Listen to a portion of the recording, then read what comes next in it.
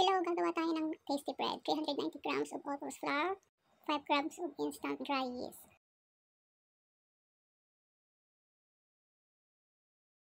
Grams, 5 grams of salt.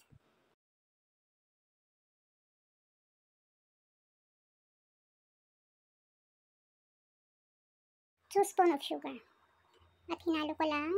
Gumamit na pala ako ng 300 ml water. Tapos mamasa na natin at tatakpan natin siya for almost 2 hours hanggang sa mag-double ang size niya. Ayan. Ayan na. Nag-double size na siya. Kaya sisimulan na natin ng pagmasa. I-punch lang natin para mag-puff up at saka lumabas yung mga air. At saka imasa lang natin siya ng imasa. Tapos, i-grease din natin yung ating loaf pan para hindi dumikit yung dough.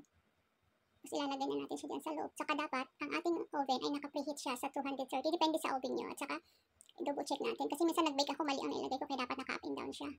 After 15 minutes, sobrang init na siya. Kaya ilalagay na natin yung ating tinapay. Dahan-dahan lang at mainit ito. Sobrang init. Lagi ako napapaso dyan. Kasi napakaliit. Sira yung malaki kasi. Ayan, i-check lang natin yung oras. 35 minutes.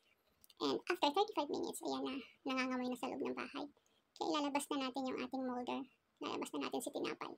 Dahan-dahan lang at napakainit. Ayan, ang bango kaya niya. Tapos itataob lang natin siya sa tray. Para mapalamig natin siya bago natin siya mahiwa. Hindi ako professional baker. Natutunan ko lang dito kasi for almost 23 years na ako nagtatrabaho bilang domestic helper. Natututo na rin. At ito na ang ating tinapay. Nahiwa na natin siya. Ayan, napakalambot niya. Akalain mo ba namang binili mo lang doon sa bakery.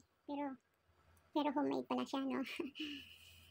Napakasarap. Kaya maghanda na tayo ng kape at makapagkape na. Napakasarap na tinapay lalo na pag may peanut butter. Maraming salamat sa panonood uli.